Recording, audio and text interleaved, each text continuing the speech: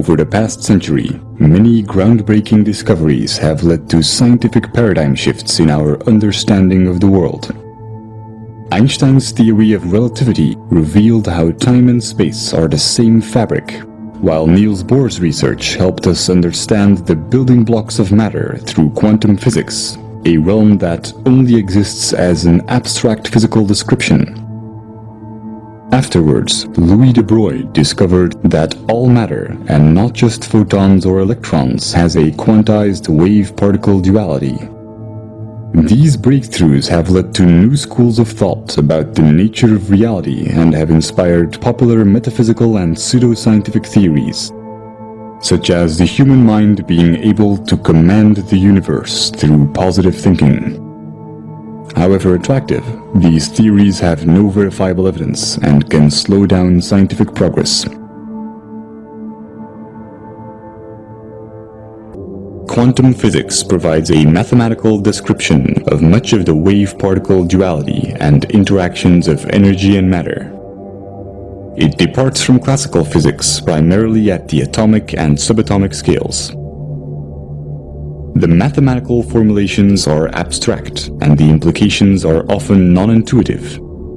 A quantum is the minimum unit of any physical entity involved in an interaction. The elementary particles are the basic building blocks of the universe. They are the particles which all other particles are made of. There are many exotic interpretations of our quantized world. The most widely accepted among physicists include the Copenhagen interpretation and the many worlds interpretation. Current trends show substantial competition from alternative interpretations such as the holographic universe. The fact that our consciousness itself seems to be made up out of quantized particles has been the subject of many mystical theories. And while the relation between quantum mechanics and consciousness is unlikely to be as magical as recent esoteric movies and literature claim, there is nevertheless a profound implication.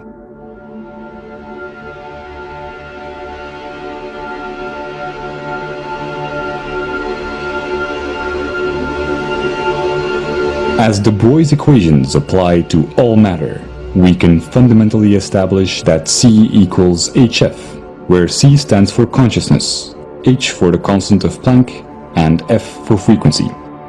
C is responsible for what we experience as the now, a quantized or minimum unit of an interaction. The sum of all moments C up till the current moment is what shapes our concept of life. This is not a philosophical or theoretical statement, but an inherent consequence of all matter and energy being quantized. The formula shows how life and death are abstract constructions of C. Another consequence of de Broglie's equations is that the rate at which matter or energy fluctuates and acts like a wave or a particle is relative to the frequency of the frame of reference. Increases in frequency due to velocity are relative to others and bring about phenomena such as time dilation. The underlying reason is the unaffected experience of time relative to the reference frame, where space and time are properties of quanta and not the other way around.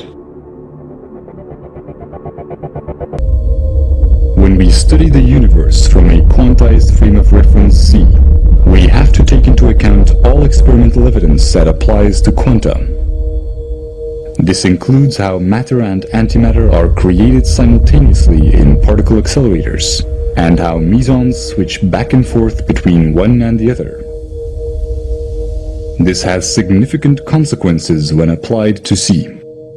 From a quantum perspective, every instance of C has an anti-C. This explains the missing symmetry or antimatter in the universe and is closely related to the arbitrary choice of emitter and absorber in the Wheeler-Feynman time-symmetric theory.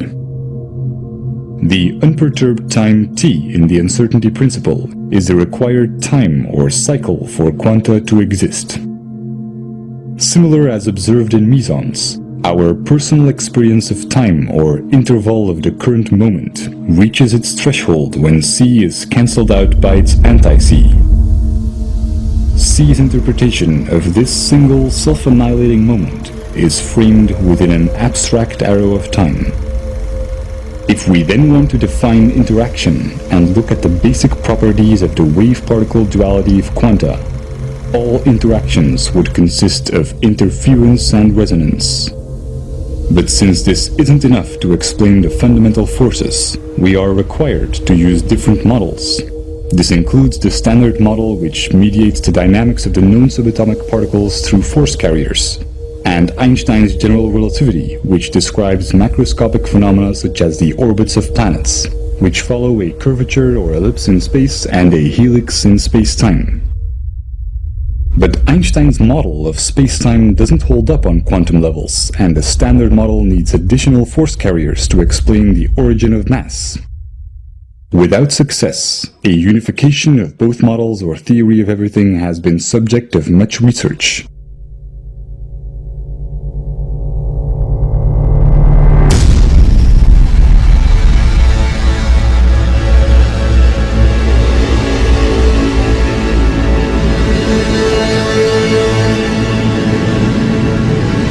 Quantum mechanics is merely mathematical descriptions, and their practical implications are often counterintuitive.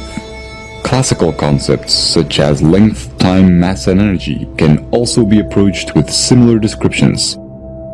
By building on de Broglie's equations, we can substitute these concepts with abstract vectors. This is a probability-oriented approach towards the basic and already existing concepts in physics that allows us to unify quantum mechanics with Einstein's relativity.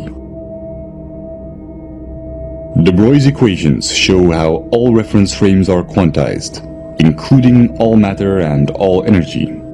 Particle accelerators have demonstrated that matter and antimatter are always created simultaneously. The paradox of how reality can emerge from abstract building blocks that annihilate each other can be explained by using these quanta as the frame of reference. In a simplified analogy, we need to look at things through the eyes of a photon. Experiments show how conversion of matter into energy through its antimatter brings about gamma rays with exact opposite momentum. What seems to be a conversion is the ratio between opposite vectors interpreted as distance and time, matter and antimatter, mass and energy, or interference and resonance within the abstract arrow of time of C. The sum of opposite vectors is always zero. This is the reason for the symmetry or conservation laws in physics, or why at the speed of c, time and space are zero due to length contraction and time dilation. A consequence is the Heisenberg uncertainty principle, which states that certain pairs of physical properties, such as position and momentum, cannot be known simultaneously to high precision. In a sense, a single particle is its own field. The consistent continuity of reality does not require quanta to have any specific sequence in time. A quantum is not subject to any notion of space or time and can occupy all of its possible quantum states simultaneously. This is called quantum superposition and has been demonstrated in experiments such as the double-slit experiment or quantum teleportation, where every electron in the universe, for example, could be the exact same one.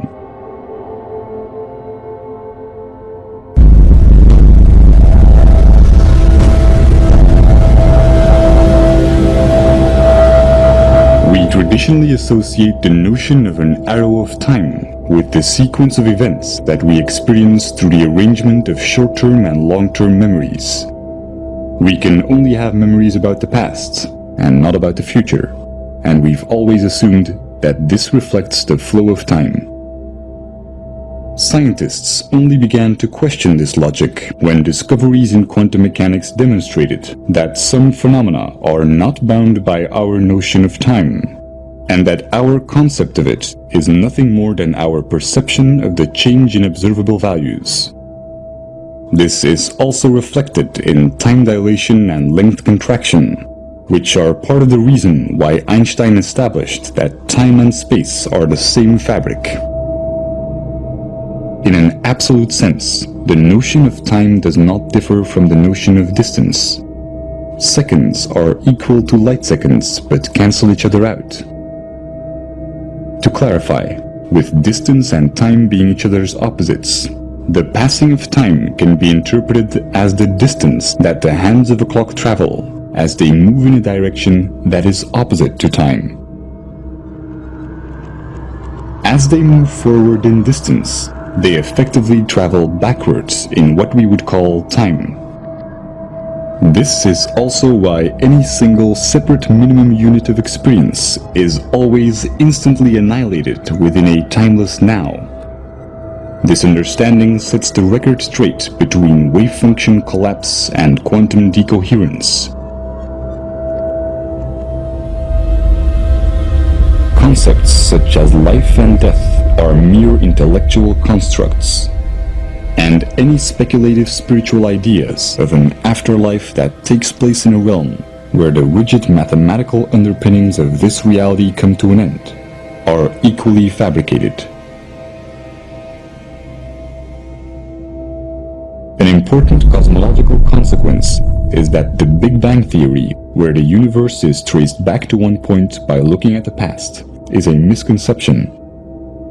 The traditional assumption of space-time, where space is three-dimensional and time plays the role of a fourth dimension, is inaccurate. If we would want to study the origin of the universe, we would actually have to look forward, since c's time vector direction is opposite to the arrow of distance, from which we perceive an expanding universe.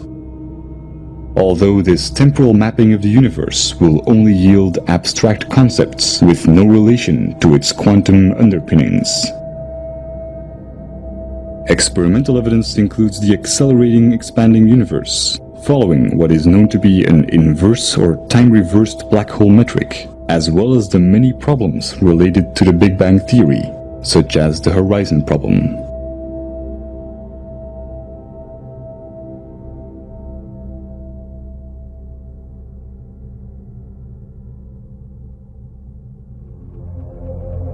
These derivations could bring up questions about free will, since awareness seems to only take place after the action within our perception of time.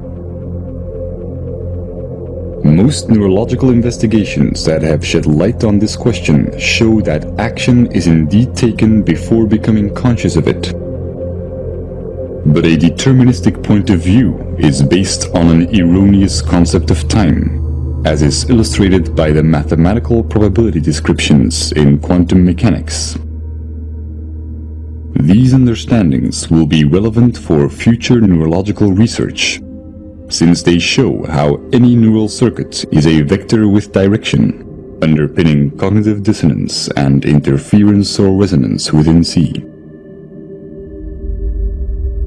The ability to understand and consciously alter these directions, acquired through billions of years of evolution, confirms how important our belief systems are in expanding our awareness, and how they affect our working memory, which is responsible for the extent to which we can make connections and for the neural processes that create meaning. It also explains how artificial awareness will require a network of independent processors instead of a linear sequence of complex algorithms.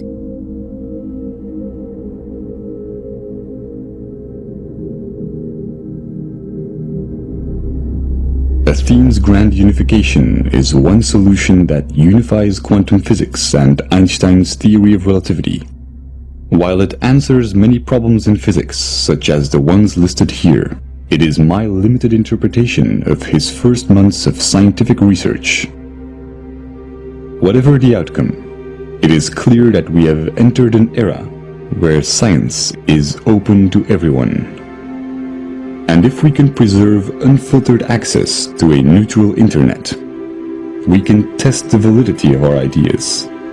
We can enhance our imagination by making new correlations, and we can be part of the evolution of our understandings of the universe and of the mind.